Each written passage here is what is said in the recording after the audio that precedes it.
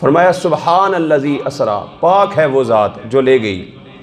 اور لفظ سبحان فرمانے کے اندر ایک اور حکمت بھی علماء نے ذکر فرمائی ہے۔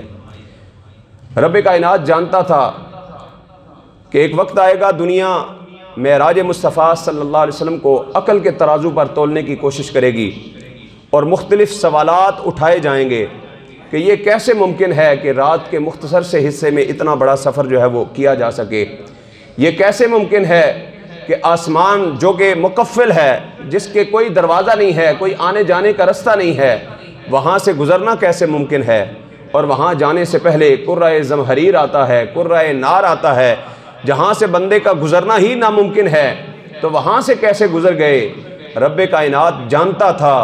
کہ لوگ میرے محبوب کی معراج کو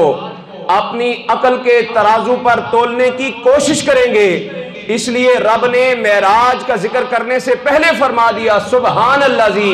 پاک ہے وہ ذات جو لے کر گئی ہے، لہٰذا اپنے عقل کے ترازو پر مت تولنا،